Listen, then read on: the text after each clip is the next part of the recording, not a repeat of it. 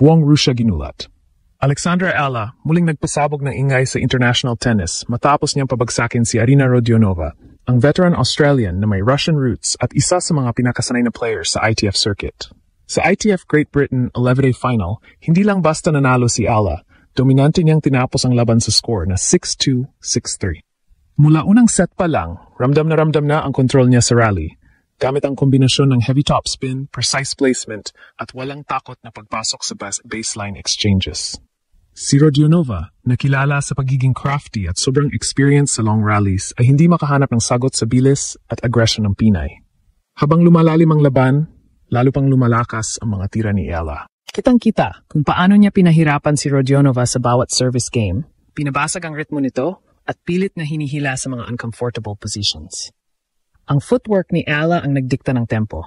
Mabilis, maingat, at palaging nauna sa bola. Hindi rin bumitaw ang intensity kahit lumamang na siya sa second set. Sinigurong walang kahit anong opening na pwedeng samantalahin ng veteran opponent. Sa bawat forehand winner na kumakaskas sa linya, ramdam ang kombinasyon ng kumpiyansa at maturity na bihira sa edad niyang 18. Ang all-business performance ng Filipina ace ay nagpatunay na hindi na siya basta racing star. Isa na siyang kumpletong atleta na kayang talunin kahit ang mga pinakamahirap pasaging players sa ITF Tour. Sa pagkapanalo niyang ito, nagpapadala siya ng mensahe hindi lang sa Australia o Russia, kundi sa buong Europe at buong tennis world. Ang susunod na malaking pangalan sa women's tennis ay maaring manggaling sa Pilipinas. At kung patuloy ang ganitong klase ng composure sa high-pressure finals, malapit nang dumating ang araw na ang mga ganitong panalo ay hindi na sorpresa, kundi inaasahan na. Sa huli, ang 6-2, 6-3 na panalo ay hindi lang numero sa scoreboard. Ito ay patunay ng tuloy-tuloy na ebolusyon ni Ella bilang elite competitor. Laban sa veteranong may dekada ng karanasan, pinatunayan niyang hindi siya natitinag. At ngayong muli na namang ginulat ni Ella ang buong Russia at Australia, isang tanong ang bumabalot sa tennis community. Hanggang saan ang kayang marating ng Pinay sensation na ito? Ang sagot, tila mas malapit na kaysa iniisip ng lahat. Ang panalo ni Alexandra Ella kontra Arina Rodionova ay hindi basta dominant win sa scoreboard. Ito ay isang performance na puno ng technical precision, tactical maturity, at psychological control na bihira sa isang 18-year-old. Sa unang tingin, simple lang ang 6-2, 6-3 na resulta. Pero kapag binuksan ang bawat nuance ng laban, makikita kung gaano kalalim ang paghahanda at game awareness ni Ella. Una nang lumitaw ang kanyang matatag na baseline command.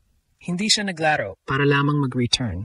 Naglaro siya para i-dictate ang bawat rally. Sa mga unang puntos pa lamang, ginagamit niya ang heavy topspin forehand para itulak si Rodionova palayo sa comfort zone nito. Ang Aussie veteran na kilala sa paggamit ng anggulo at kontrol ay biglang nawala sa sarili niyang pattern dahil palaging naunahan ng lakas at bilis ng bola ni Ella. Isa pang mahalagang aspeto ang footwork ng Pinay. Kung paano siya kumikilos bago pa man dumating ang bola ay indikasyon ng matured anticipation. Hindi siya umaasa sa catching up. Palagi siyang nasa posisyon para makapag-execute ng full swing. Ito ang dahilan kung bakit madalas na off-balance ang kalaban. Hindi si Ella ang ginagalaw, siya ang gumagalaw sa court sa parang sila ang nauna sa ritmo. Ang ganitong klase ng movement efficiency ay hindi basta raw talent. Ito ay produkto ng years-long play at hard-court discipline sa Rafael Nadal Academy. Sa tactical perspective, outstanding ang shot selection niya. Hindi siya nabulag ng power. Alam niya kung kailan magpapaigsi ng rally at kailan magpapahaba para pagurin ang mas nakatatandang Rodionova. Mapapansin na sa mga crucial points, hindi basta hard drive ang kanyang pinipili. Madalas ay heavy cross-court para hilahin ang opponent sa labas ng court bago tapusin ang down-the-line winner. Ang kombinasyon ng patience at aggression ay isang malaking bagay kung bakit hindi nanalo ng momentum ang opponent kahit isang beses.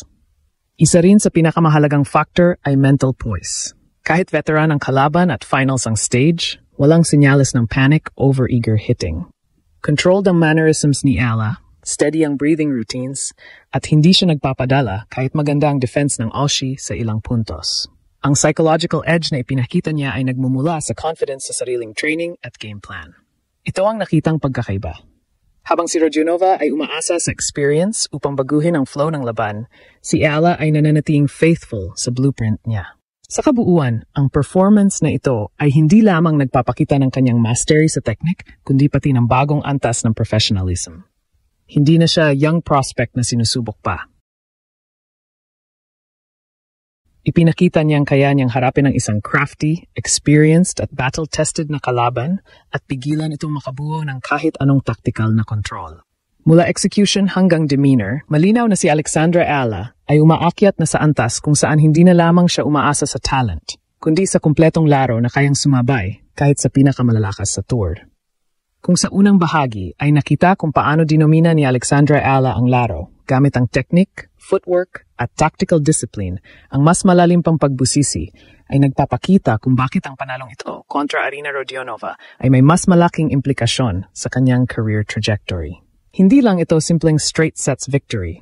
Ito ay malinaw na ebidensya na nagmamature na ang kanyang identity bilang elite competitor. Ang momentum na dadala ng ganitong klaseng finals win, lalo na kontra isang veteranong may dekada ng karanasan, ay patunay na lumalakas ang kanyang mental at physical ceiling. Makikita sa laban na nag-i-evolve ang decision-making ni Ayala. Sa mga nakalipas na taon, minsan ay nagiging predictable ang kanyang insistence sa power-heavy baseline exchanges. Pero dito, malinaw na mas complete player na siya. Hindi lang siya nagpapadala sa rally. Siya ang nagtatakda ng direction, tempo at emotional pace. Ang ability niyang bumagal o bumilis ayon sa sitwasyon ay naging malaking dahilan kung bakit hindi makahanap ng teaming ang Aussie. Kapag kailangan niya ng variation, may slice.